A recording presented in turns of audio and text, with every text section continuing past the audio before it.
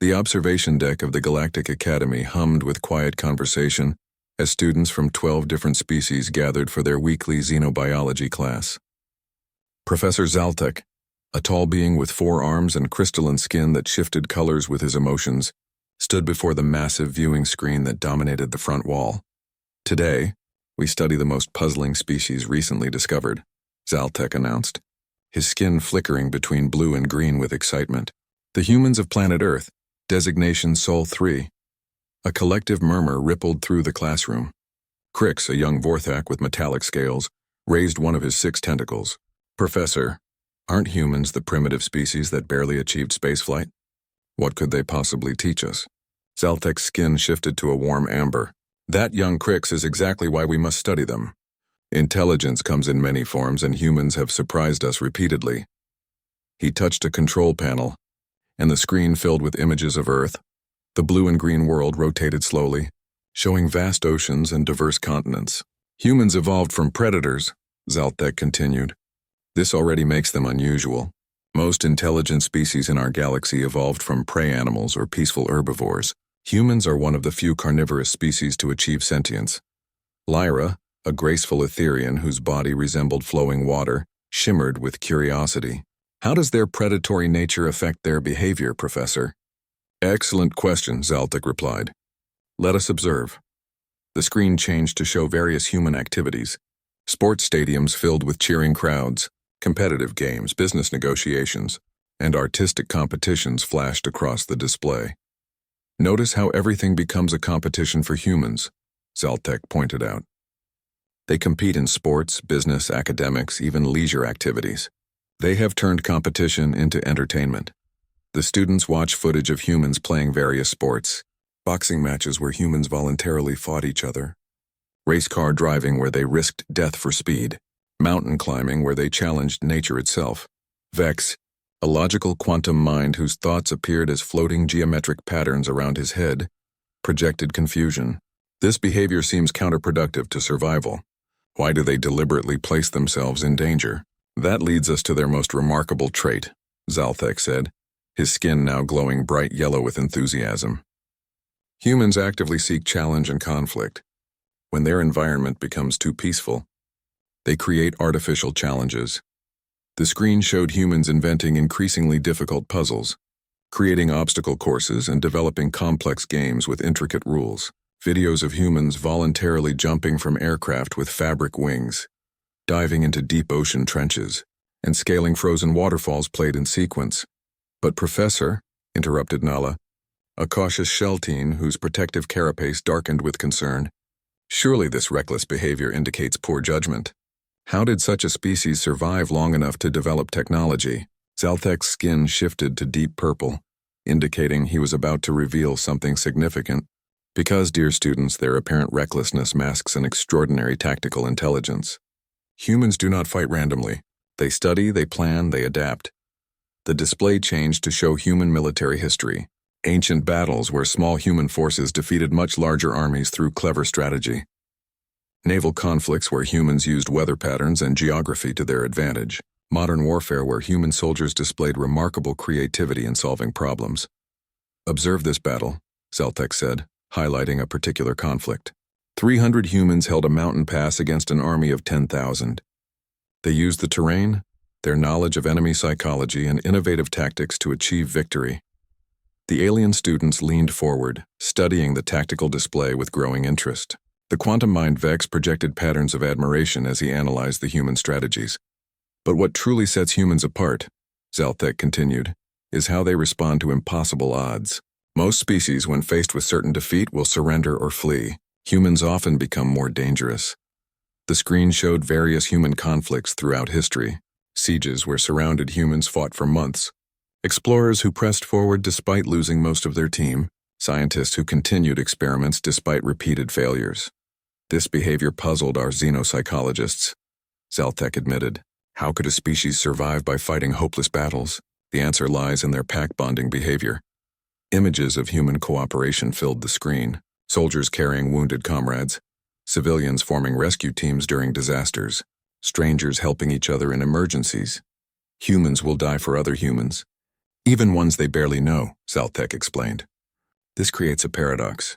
They are individually competitive but collectively cooperative. They will fight each other fiercely in sports or business, then immediately unite against any outside threat. Young Crix's tentacles writhed with confusion. How can they be both competitive and cooperative simultaneously? Their social structure is multi-layered, Zaltek answered. They compete within their groups but defend their groups against outsiders. The more threatened they feel, the larger their definition of group becomes. Under extreme threat, all humans become one group. The professor showed footage of humans working together during natural disasters. People from different cultures, religions, and backgrounds collaborating seamlessly to save lives and rebuild communities. They have a saying, Zaltek noted. The enemy of my enemy is my friend. Humans can go from bitter rivals to trusted allies in moments if they face a common threat. The screen displayed human space exploration efforts. Multiple nations pooling resources to build space stations, sharing technology, and working together on projects that benefited all of humanity. This brings us to why we study them so carefully, Zaltek said, his skin now cycling through multiple colors rapidly. Humans have been observing our galaxy for decades with their primitive telescopes. They know we exist, though they don't yet know we know about them. The classroom fell silent. Every student understood the implications. Recent intelligence suggests humans are developing faster than our models predicted, Zaltek continued. Their technology advancement follows an exponential curve. Our analysts estimate they will achieve interstellar travel within 50 years, perhaps sooner. Lyra's form shimmered with concern. Are they a threat to the galactic community? Zaltek's skin shifted to a thoughtful gray. That remains to be seen. They could be our greatest allies or our most dangerous enemies. Everything depends on how we approach them. The professor touched his control panel again, and the screen showed a map of local space with Earth marked as a small blue dot. Next week, we will examine specific human conflicts to understand their combat psychology better. Your assignment is to review the provided materials on human military history and identify patterns in their tactical thinking. As the students gathered their belongings and began filing out of the classroom, conversations buzzed with excitement and concern about these unusual humans. None of them suspected that in a hidden facility on Earth, human scientists were already tracking their ships. Professor Zaltek activated the classroom's holographic display system as his students settled into their seats. The three-dimensional projector created a detailed battlefield in the center of the room, complete with terrain features and moving figures representing soldiers. Today we examine the Battle of Thermopylae, Zaltek announced, his crystalline skin shifting to an intense blue. 300 Spartan warriors held a mountain pass against a Persian army, estimated at over 100,000 soldiers. The holographic display showed the narrow pass between mountains and sea. Tiny figures representing the Spartan force took positions behind a wall they had built across the pass. Crix raised a tentacle skeptically. Professor, the mathematics are impossible. How could so few defeat so many? Surely this is human mythology, not historical fact. That is what our initial analysts believed, Zaltek replied. However, archaeological evidence confirms this battle occurred exactly as human records describe. The question is not whether it happened, but how. The display zoomed in to show the narrow pass in detail. The professor highlighted the geographical features as he explained. The Spartans chose their battlefield carefully. The pass was only 50 meters wide at its narrowest point. This meant the Persian army could not use their numerical advantage. They could only attack with a few soldiers at a time. Vex's geometric thought patterns projected fascination. Tactical terrain usage. But surely the Persians had ranged weapons. Arrows could defeat such a small force regardless of terrain. Observe, Zaltek said, adjusting the display. The hologram showed Spartan warriors carrying large bronze shields and wearing bronze armor. Spartan equipment was specifically designed for close combat in narrow spaces. Their shields interlocked to form an impenetrable wall. Persian arrows were ineffective against this formation. The display demonstrated the Spartan phalanx formation.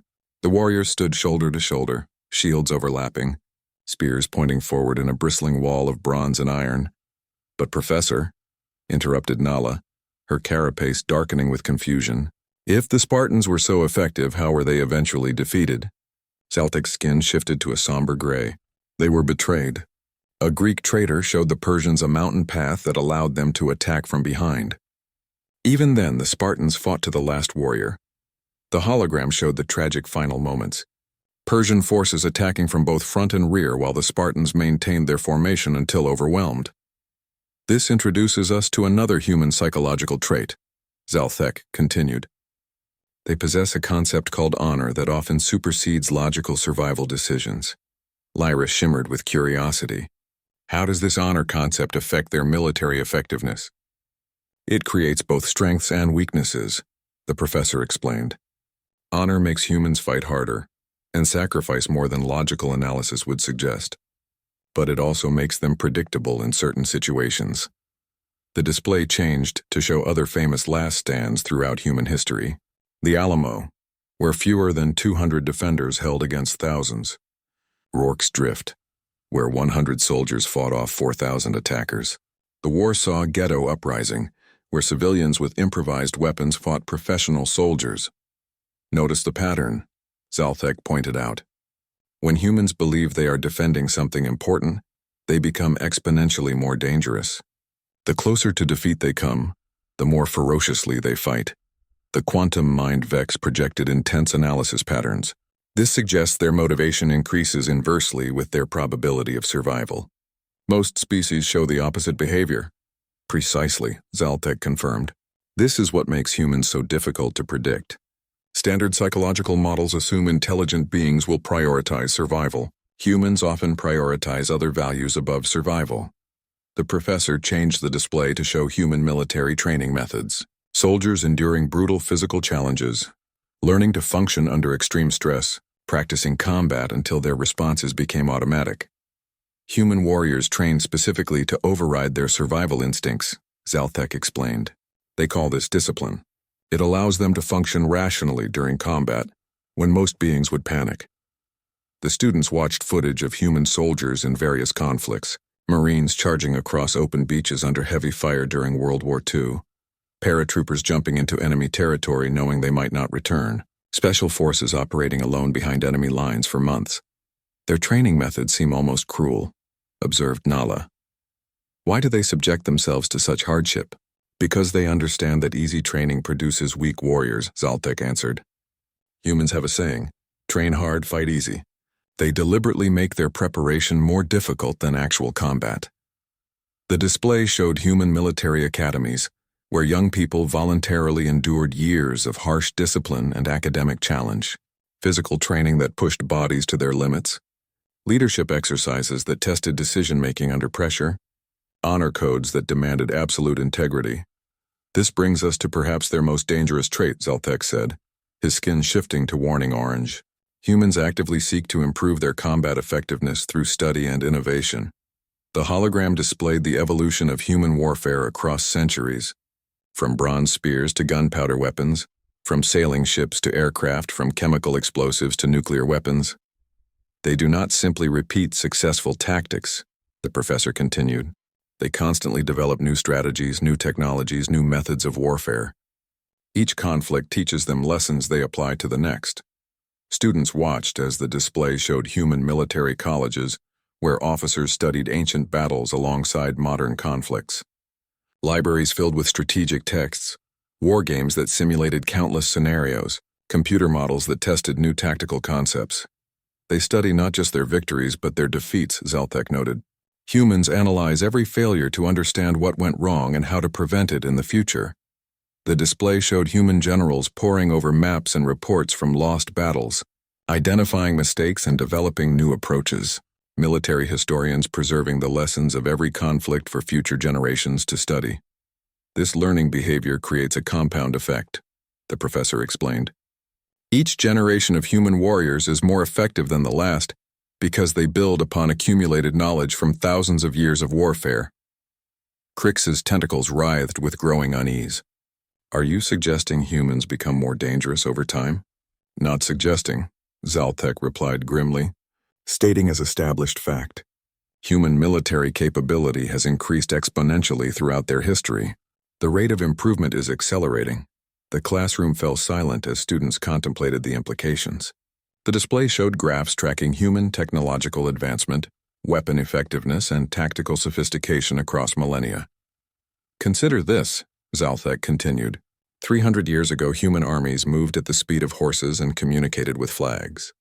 Today, they have weapons that can destroy cities from thousands of kilometers away and communication systems that span their entire planet instantaneously. The professor paused to let this sink in before delivering his final point.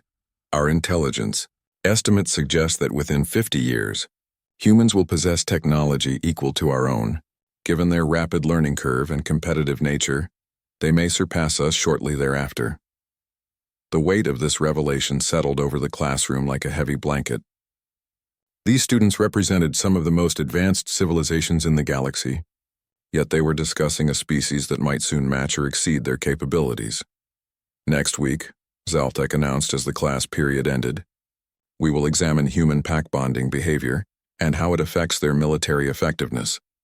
I want you to research human unit cohesion and loyalty patterns.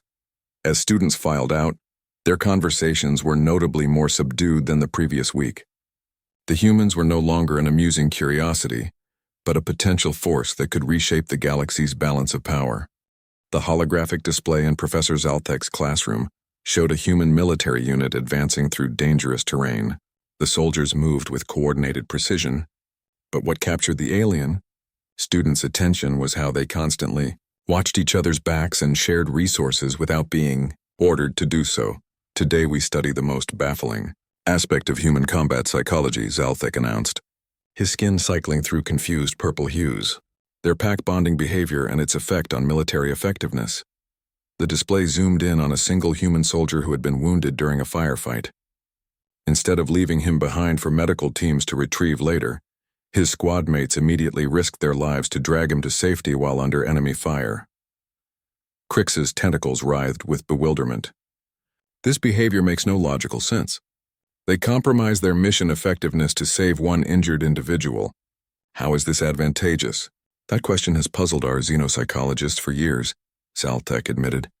Most intelligent species prioritize mission success over individual survival. Humans consistently do the opposite. The hologram displayed multiple examples of this behavior. Soldiers charging into dangerous situations to rescue fallen comrades, medics exposing themselves to enemy fire to treat wounded fighters, entire units refusing to retreat when it meant abandoning their injured. Watch this carefully, the professor said, highlighting a specific incident. A human patrol had been ambushed, and their commanding officer was critically wounded. Instead of following logical protocol and retreating, the remaining soldiers fought with increased ferocity to protect their leader. Their combat effectiveness actually increased after their leader was wounded, Zalthek pointed out. Standard military doctrine suggests the opposite should occur. Loss of command structure should decrease unit performance. Lyra shimmered with curiosity. Do humans have some kind of emotional override that affects their tactical reasoning? More than that, Zalthek replied. They have what they call loyalty, which creates bonds stronger than logical self-interest.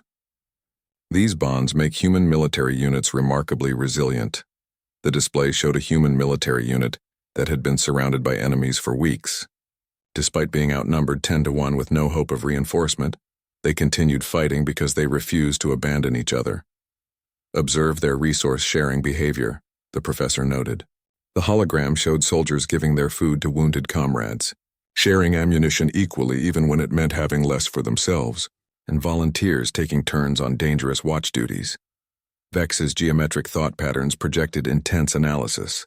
This suggests humans value group survival over individual survival, but their earlier competitive behavior contradicts this assessment.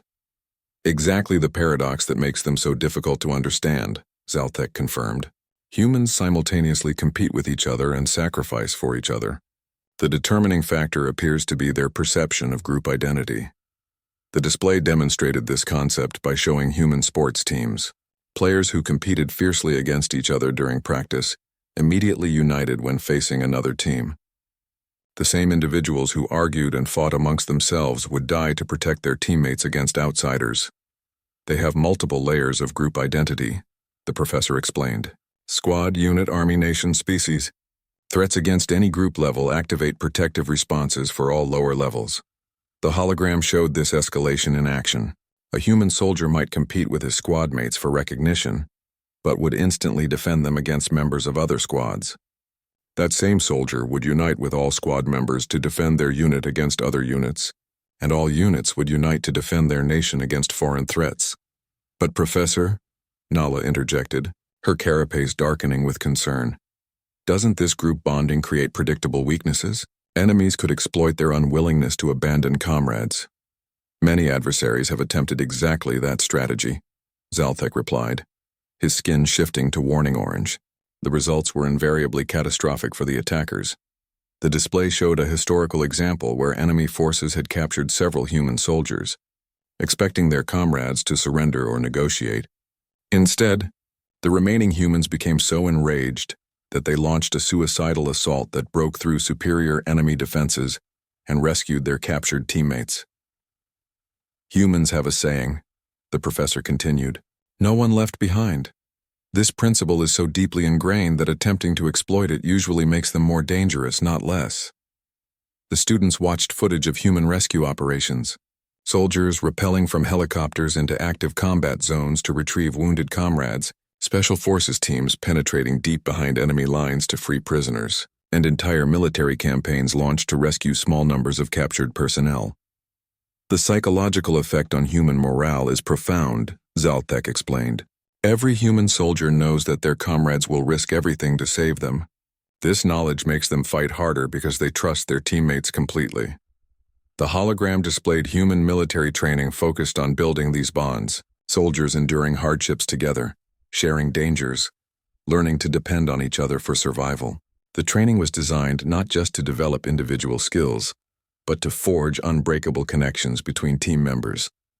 They call it esprit de corps, the professor noted, spirit of the group.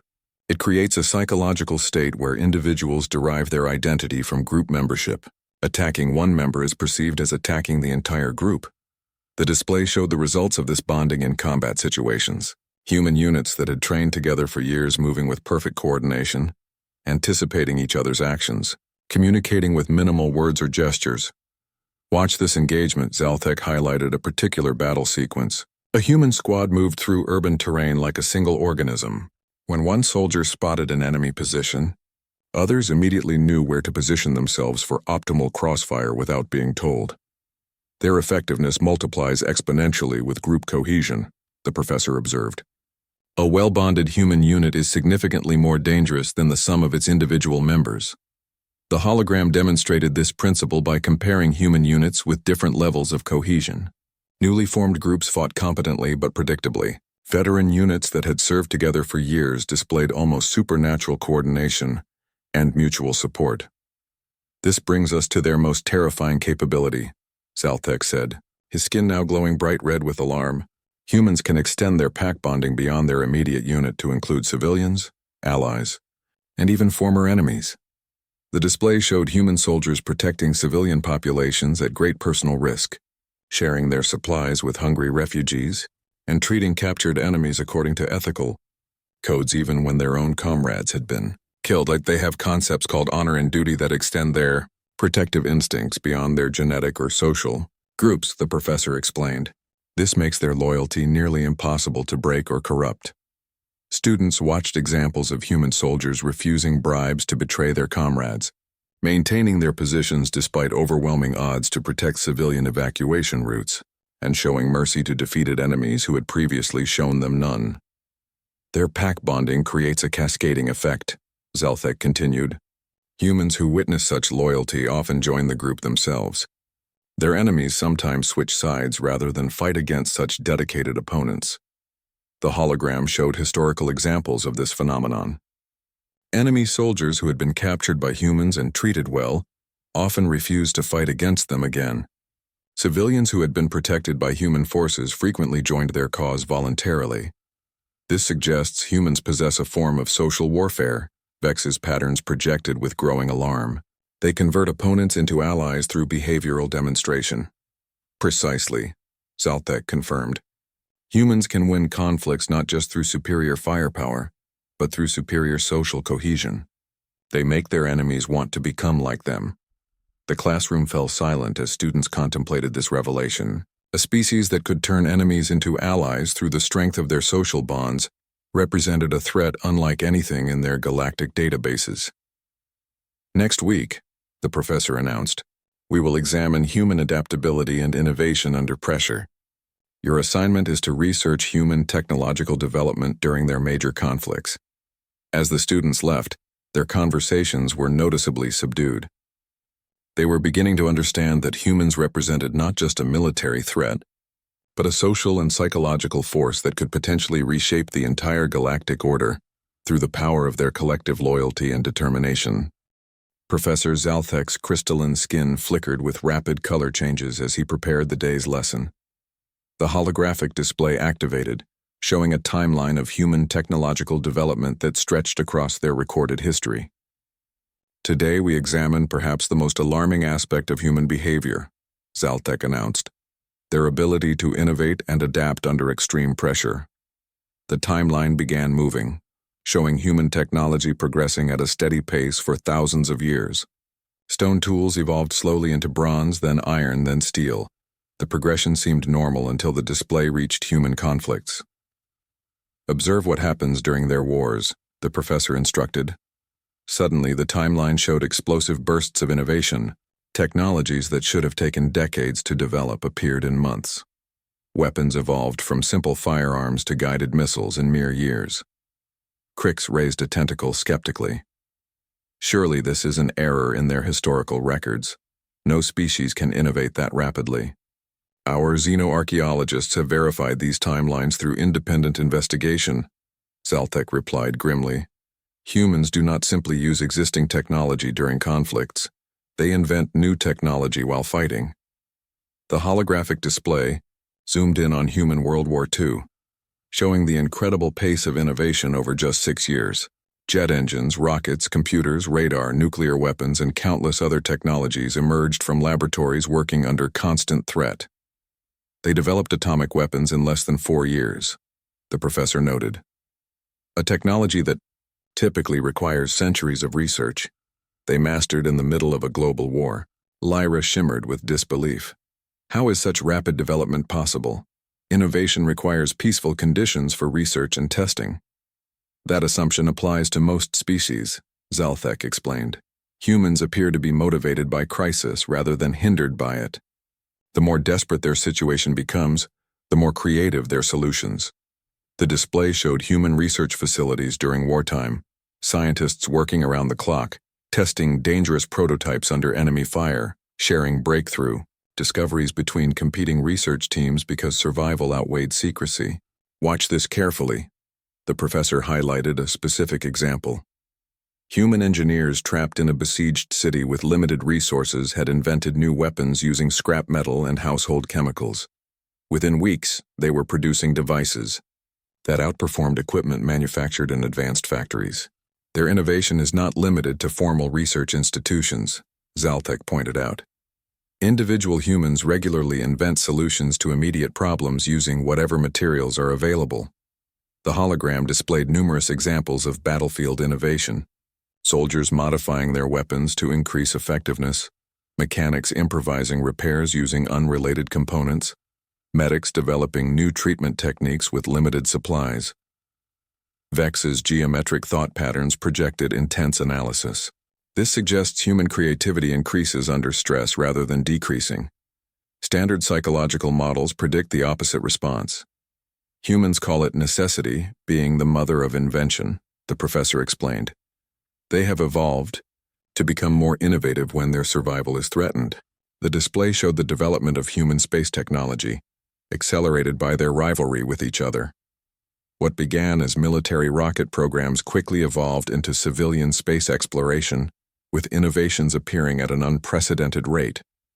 Competition among humans drives innovation as much as external threats, Zaltek noted. They compete to develop better solutions, faster ships, more effective weapons. This competition produces rapid technological advancement.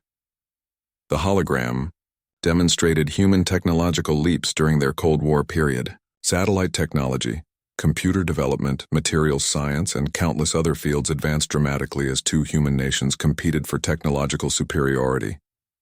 But, Professor, Nala interrupted, her carapace darkening with concern. Surely this rapid innovation produces unstable or dangerous technologies. Quality must suffer when development is rushed. One would expect that, Zalthek agreed. However, humans have developed parallel innovations in safety and reliability. They learn from failures almost as quickly as they create new technologies.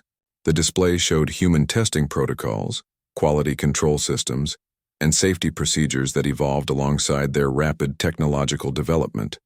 Failed prototypes were analyzed extensively, with lessons learned applied to subsequent designs. They have institutionalized learning from mistakes, the professor continued. Human organizations specifically seek out failure points to improve their designs. The hologram displayed human space programs, where spectacular failures led to improved designs rather than abandoned projects. Rockets that exploded during testing resulted in better engines. Computer systems that failed led to more robust software. This creates an acceleration effect, Zalthek explained. Each failure teaches them lessons that prevent multiple future failures. Their error rate decreases while their innovation rate increases. The students watched examples of human corporations competing to develop consumer technologies. Smartphones that became more powerful every year, medical devices that grew more sophisticated with each generation, transportation systems that became faster and more efficient through constant improvement. Their civilian technology development mirrors their military innovation patterns, the professor observed. Competition drives rapid advancement, failure drives improvement, and pressure accelerates the entire process. The display showed human responses to natural disasters and emergencies. Earthquake-resistant buildings developed after devastating tremors. Flood control systems improved after major floods. Medical treatments advanced rapidly during disease outbreaks. Humans use every crisis as a learning opportunity, Zalthek pointed out. They do not simply rebuild what was destroyed. They build better versions that can withstand similar future threats. The hologram demonstrated this principle during the recent global pandemic. Human scientists developed vaccines in record time. Manufacturing systems adapted to produce medical equipment, and communication technologies evolved to support remote work and education. Notice their collaborative behavior during emergencies, the professor highlighted. Human researchers sharing data across national boundaries, competing companies working together on critical projects, and normally secretive organizations opening their knowledge to accelerate solutions. Crisis transforms human competitive behavior into collaborative behavior, Zalthek explained. They temporarily suspend their internal competition to address external threats. The display showed this pattern repeatedly throughout human history. Nations that fought each other forming alliances against common enemies, corporations sharing research during emergencies, scientists collaborating across political boundaries when survival was at stake. This adaptability extends beyond technology to strategy and tactics, the professor continued. The hologram showed human military adaptation during conflicts, with strategies evolving rapidly in response to enemy actions. They learn from every engagement, Zalthek noted. Tactics that fail are immediately modified. Successful enemy strategies are analyzed and countered. Human military doctrine evolves continuously during active conflicts. The students observed examples of human forces adapting to different types of warfare within the same conflict. Conventional armies learning guerrilla tactics, air forces developing ground support techniques, naval forces adapting to submarine warfare. Their educational systems reflect this adaptability, the professor added. The display showed human military academies where officers studied not just their own history, but the tactics and strategies of every conflict involving any human nation. They study their enemies' methods as intensively as their own, Zalthek pointed out. Human military leaders learn from both victory and defeat, their own and others. The hologram displayed human war colleges where generals from different nations sometimes attended the same courses, sharing knowledge even while their countries maintained competitive relationships. This creates a compound learning effect, the professor explained. Each human military organization benefits from the experiences of all others, accelerating the overall advancement of human warfare capabilities. The classroom fell silent as students contemplated the implications. A species that became more dangerous under pressure, learned from every failure and shared knowledge across competitive boundaries, represented an unprecedented challenge to galactic stability. Next week, Zaltek announced, we will examine human expansion patterns and territorial behavior. Your assignment is to research human colonization efforts and population growth models. As students filed out, their conversations buzzed with growing unease. The humans were not just another species to be cataloged and studied. They were a force of nature that grew stronger through conflict and more innovative through crisis. The massive holographic display in Professor Zaltek's classroom now showed a three-dimensional map of Earth, with glowing dots representing human settlements across every continent. Even the frozen Antarctica had research stations, while floating platforms dotted the oceans. Today we study human expansion behavior, Zaltek announced, his crystalline skin shifting to deep amber with concern. No other species in our galactic database has colonized their planet so thoroughly. The display zoomed out to show Earth from space, then pulled back further to reveal the Moon with human bases clearly visible. Mars appeared next, showing the beginnings of human settlements on the red planet. Crix's tentacles writhed with confusion. Professor, why do humans spread to such hostile environments? They have abundant territory on their homeworld. That question reveals a fundamental misunderstanding of human psychology, Zaltek replied. Humans do not expand only when they need more space.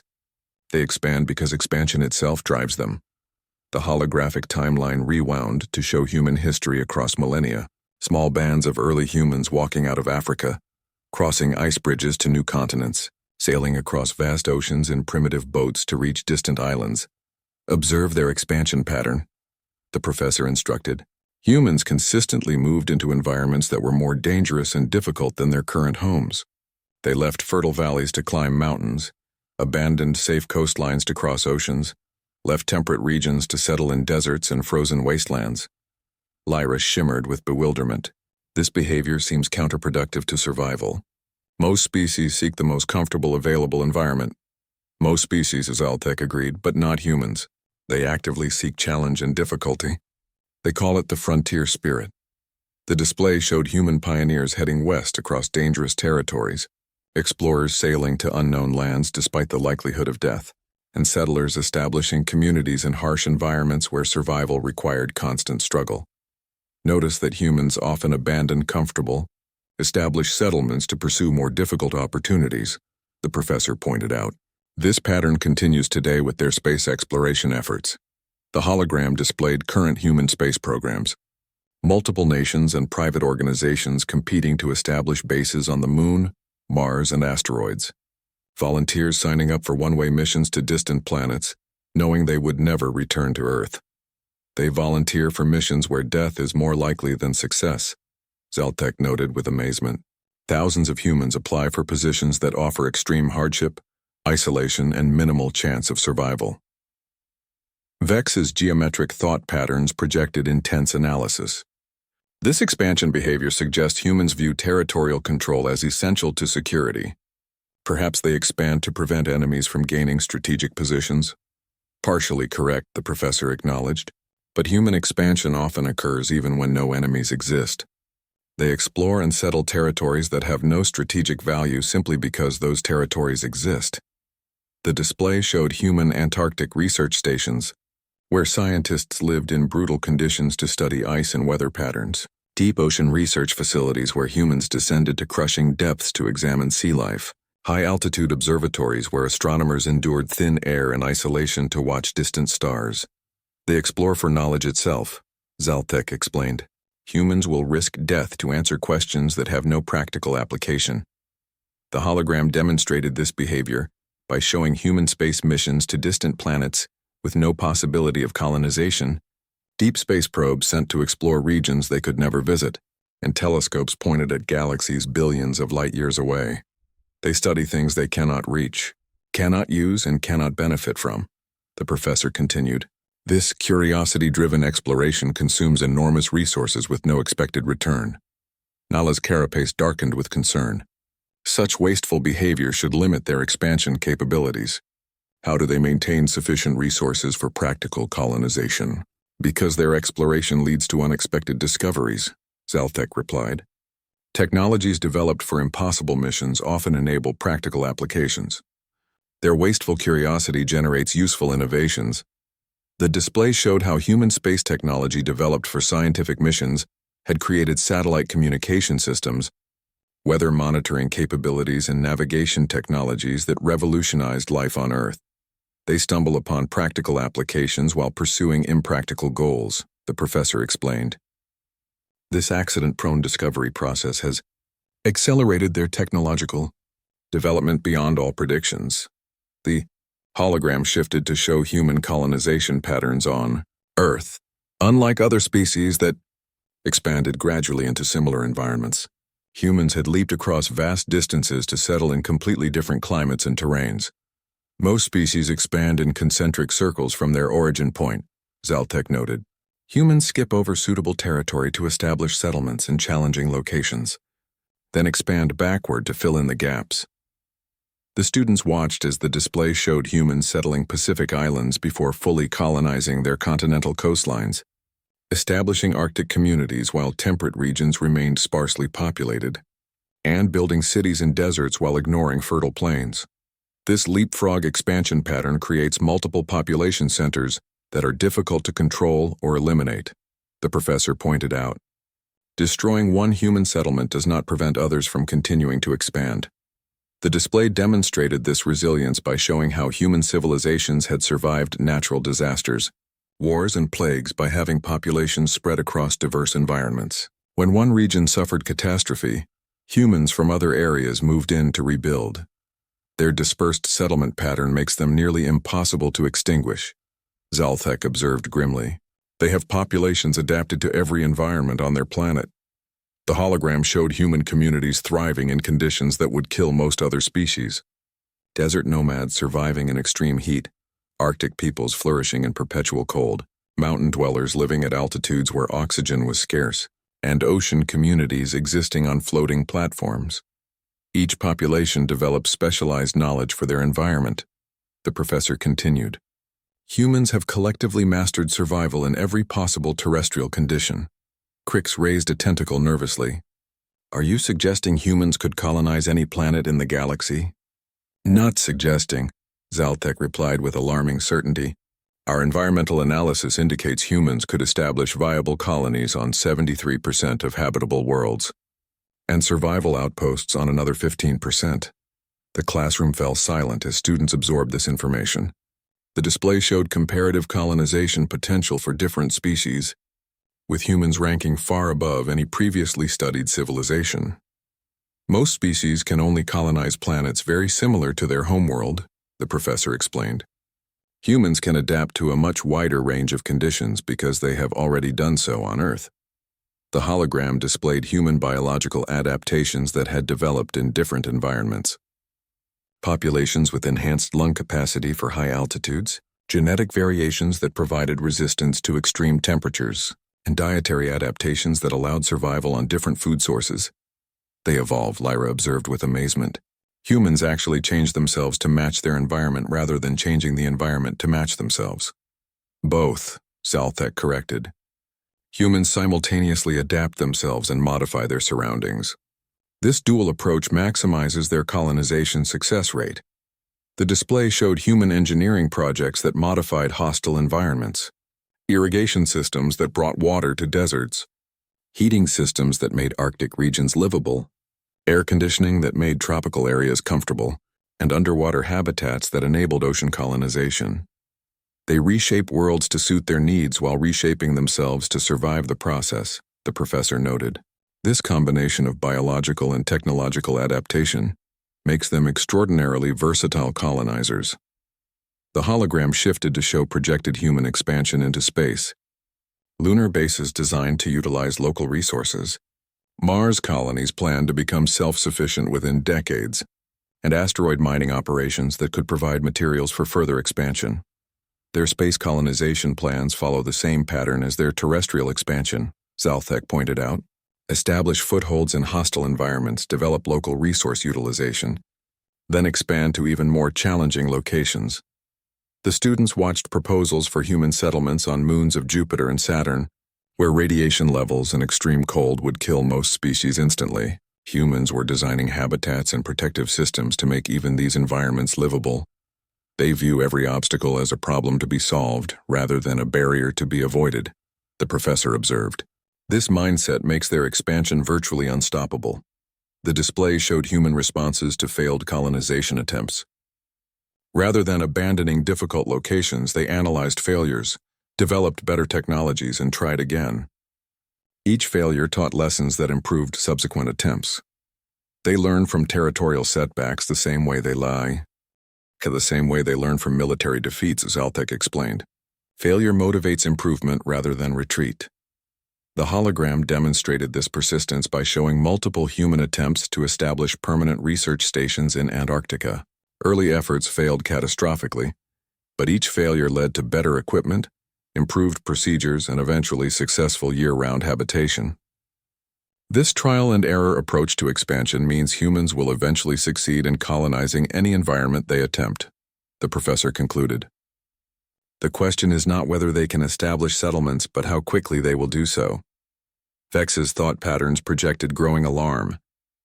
If humans achieve interstellar travel, they could potentially colonize most of the galaxy. That assessment is disturbingly accurate, Zaltek confirmed. Human expansion behavior suggests they would not stop at suitable worlds. They would attempt to colonize every planet, moon, and asteroid they encountered. The display showed human science fiction literature and entertainment, filled with stories of colonizing alien worlds, terraforming hostile planets, and spreading across the galaxy. These were not presented as fantasies, but as goals to achieve. They dream of galactic expansion, the professor noted. For humans, spreading across the stars is not a distant possibility but an inevitable destiny.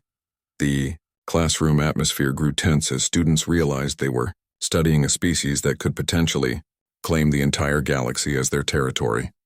Next week, Zaltek announced, we will examine human diplomatic and social integration patterns. Your assignment is to research how humans interact with different cultures and assimilate new populations. As students left the classroom, their conversations were filled with urgent whispers about the implications of human expansion. They were beginning to understand that their advanced galactic civilization might face competition from a species that viewed the entire universe as territory to be claimed. Professor Zaltek's crystalline skin flickered with rapid, anxious color changes as the holographic display activated. The image showed a bustling human city where dozens of different ethnic groups, religions, and cultures coexisted in apparent harmony. Today we examine perhaps the most complex aspect of human behavior, Zaltek announced, their ability to integrate diverse populations while maintaining their own identity. The display zoomed in to show humans from vastly different backgrounds working together in the same buildings, eating at the same restaurants and raising families in the same neighborhoods. Children of different races played together while their parents conducted business partnerships. Crix raised a tentacle skeptically.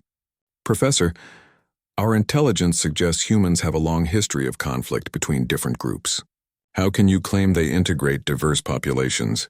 That contradiction is exactly what makes them so difficult to understand, Zaltek replied. Humans can simultaneously fight each other and assimilate each other. The holographic timeline rewound to show human history, revealing centuries of conflicts between different tribes, nations, and cultures. Wars raged across the display as groups fought for territory, resources, and dominance. Yet observe what happens after these conflicts, the professor instructed. The timeline moved forward, showing how human groups that had fought bitter wars eventually merged their cultures, intermarried, and created new hybrid civilizations. They absorbed their enemies, Lyra observed with amazement. Even after defeating other groups, humans incorporate their customs, technologies, and people. Precisely, Zaltek confirmed. Human expansion is not simply territorial. It is cultural and genetic. They do not just conquer territory. They assimilate populations. The display showed the Roman Empire absorbing conquered peoples, granting citizenship to former enemies, and adopting useful technologies and customs from every culture they encountered. Greek philosophy, Egyptian mathematics, Germanic military tactics, and countless other innovations became part of Roman civilization. This pattern repeats throughout human history. the professor noted. Conquering groups regularly adopt the best features of conquered populations. Both sides are transformed by the interaction. The hologram displayed the Mongol Empire, showing how nomadic warriors adopted Chinese administration techniques, Persian artistic styles, and European trade practices.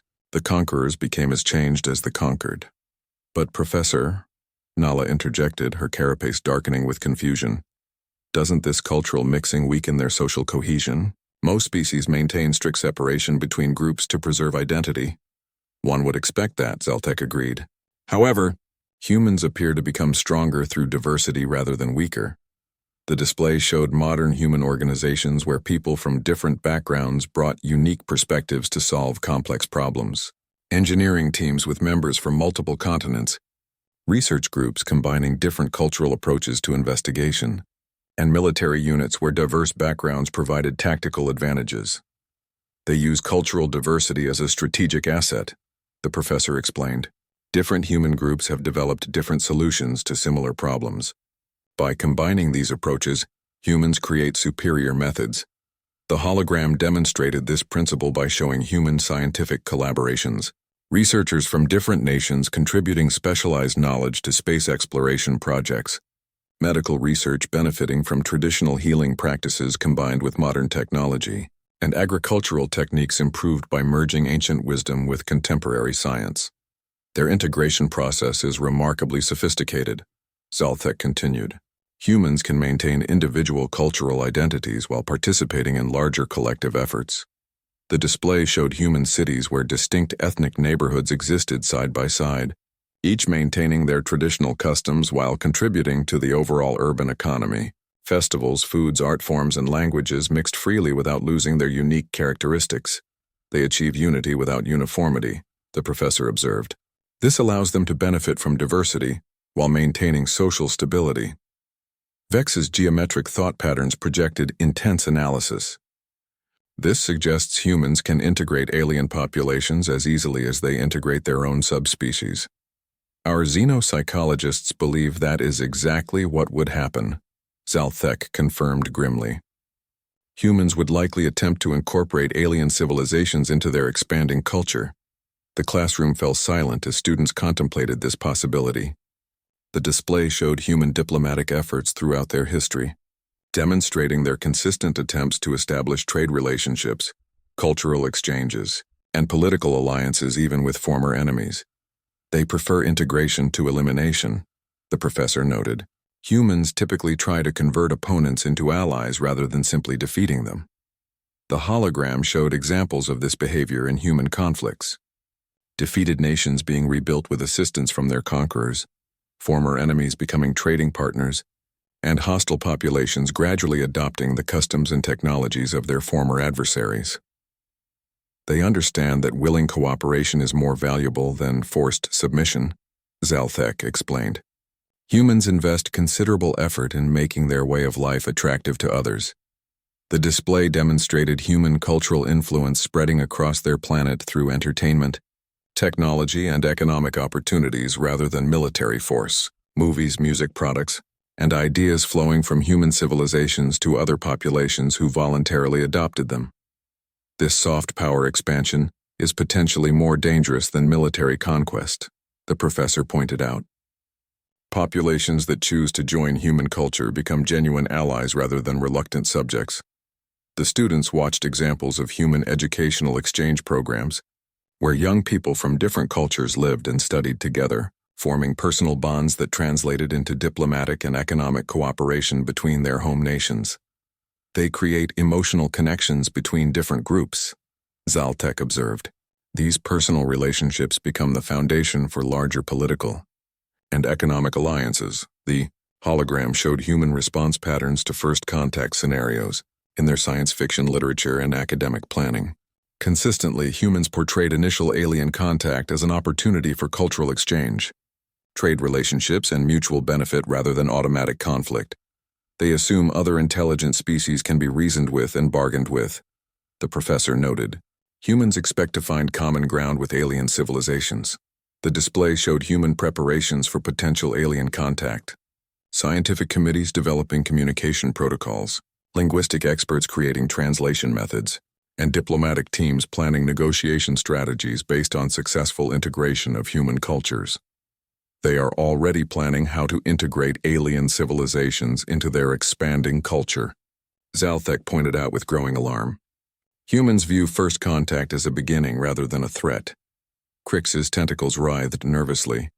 Are you suggesting humans would attempt to absorb our civilizations? Not through force, the professor replied. Through attraction, they would make their culture appealing enough that other species would choose to join them voluntarily. The hologram demonstrated this possibility by showing how human cultural exports had already begun reaching beyond their planet. Radio and television signals broadcasting human entertainment across interstellar space, potentially influencing any civilizations that intercepted them. Their cultural products emphasize themes of cooperation, exploration, and mutual benefit, Zalthek noted. Any species studying these transmissions would develop a favorable impression of human values. The display showed human stories about peaceful first contact, interspecies cooperation, and galactic civilizations working together to explore the universe and solve common problems. These narratives consistently portrayed diversity as strength and cooperation as natural. They are unconsciously broadcasting propaganda that makes their culture attractive to potential alien allies, the professor observed. Species that study human transmissions are likely to approach them with positive expectations. The students realized they themselves had been influenced by these transmissions. Their academic interest in human culture had gradually shifted from clinical observation to grudging admiration for human achievements and values. The integration effect is already beginning, Lyra admitted with shock. We are studying them, but they are changing how we think about cooperation and exploration. Exactly, Zalthek confirmed. Human cultural influence spreads through observation and study. The more we learn about them, the more their values influence our own thinking. The implications settled over the classroom like a heavy weight. The humans were not just a military or technological threat. They were a cultural force that could potentially transform galactic civilization through the attractive power of their ideas and values.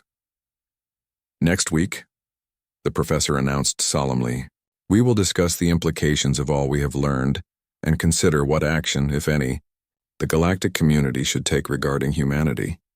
As students filed out, their conversations were subdued and thoughtful. They were beginning tea. They were beginning to understand that they faced a choice between embracing human influence or resisting a force that grew stronger through opposition and more attractive through examination. The atmosphere in Professor Zaltek's classroom was tense as students took their seats for the final lesson. The professor's crystalline skin cycled through deep, worried hues of purple and gray. Behind him, the holographic display showed a real-time view of Earth, peaceful and blue in the darkness of space. Today, we must face the most critical question in galactic history, Zaltek announced. What should the galactic community do about humanity? The display shifted to show the current political map of known space. Hundreds of star systems connected by trade routes, diplomatic channels, and defensive alliances.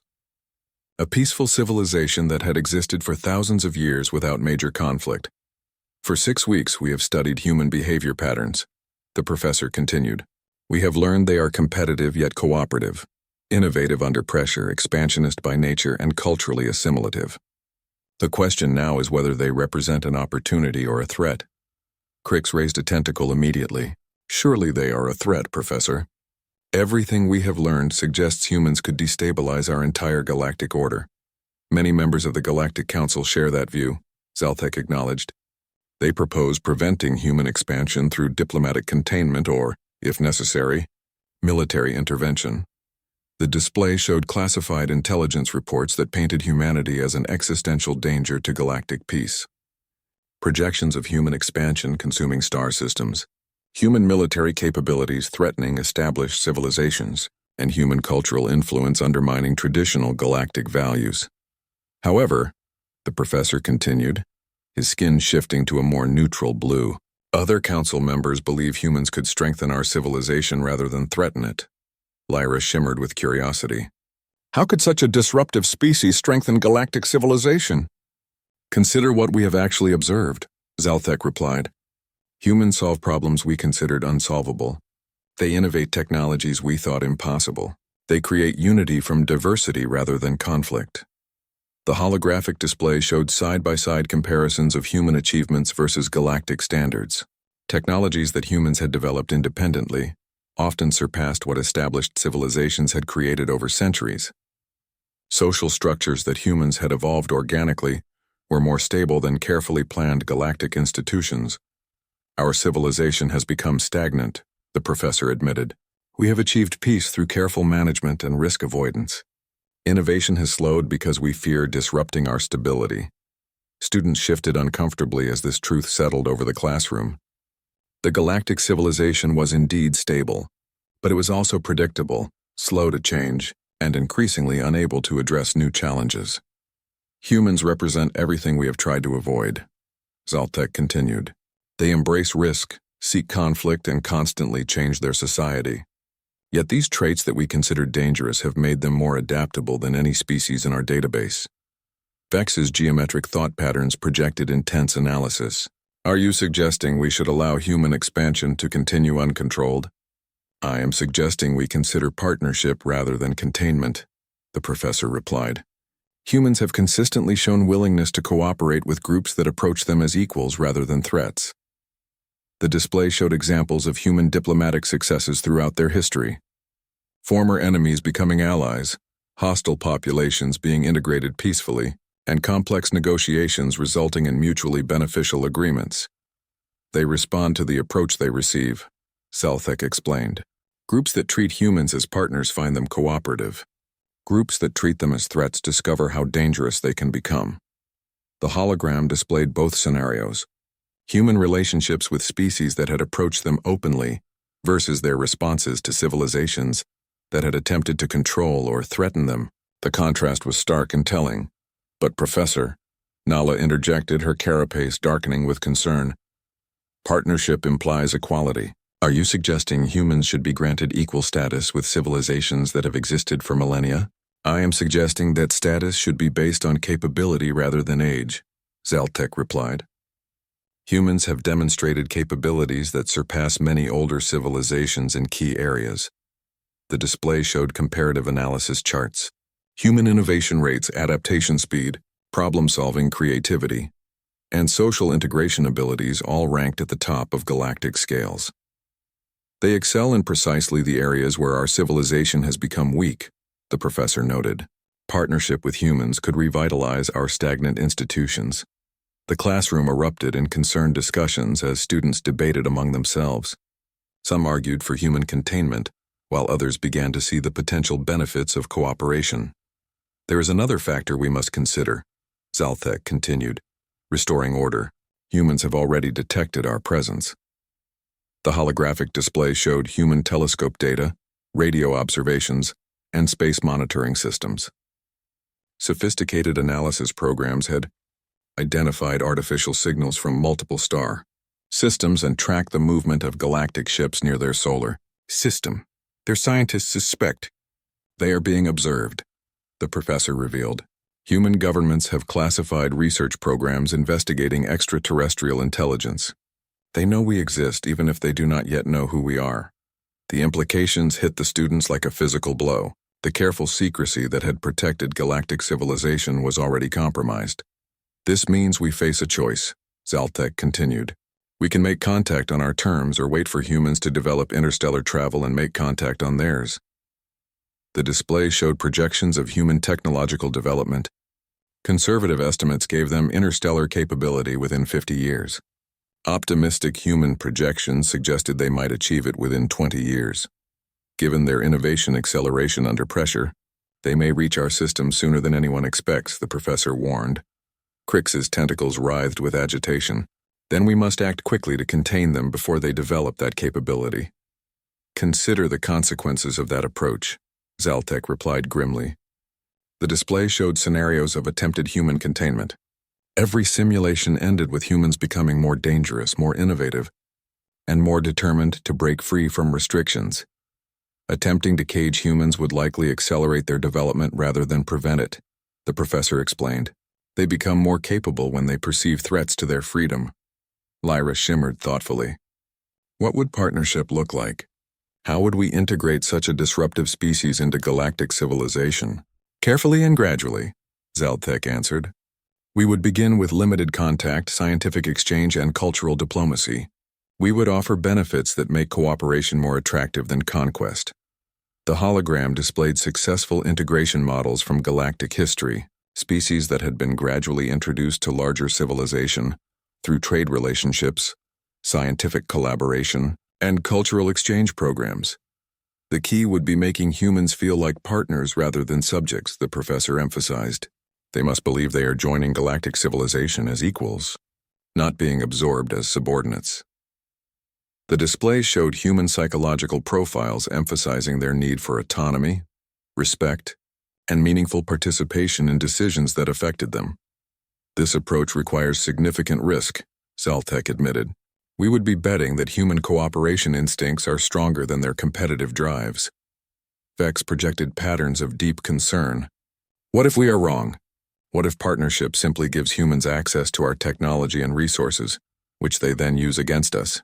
Then we face the same outcome we would face by waiting, the professor replied. Humans with superior technology and hostile intentions. The difference is that partnership gives us influence over their development, rather than no influence at all. The classroom fell silent as students contemplated the magnitude of this decision. The choice they made could determine the future of galactic civilization. There is one final consideration, Zaltek said, his skin shifting to a solemn gray. We are not the only ones watching humanity. The display showed intelligence reports of other galactic powers observing human development. Some viewed humans as potential allies, others as threats to be eliminated, and still others as resources to be exploited. If we do not act soon, others will, the professor warned. The humans will make contact with galactic civilization whether we participate or not. The question is whether that contact will be on peaceful terms or hostile ones. The weight of decision settled over the classroom. These students would soon join the Galactic Diplomatic Corps, intelligence services, and policy-making institutions. Their understanding of humanity would influence decisions that shaped the future. Your assignment, Zaltek announced as the class period ended, is to prepare recommendation reports for the Galactic Council. You must decide whether to recommend contact, containment, or continued observation. As students gathered their materials and prepared to leave, they knew they carried more than academic knowledge. They held the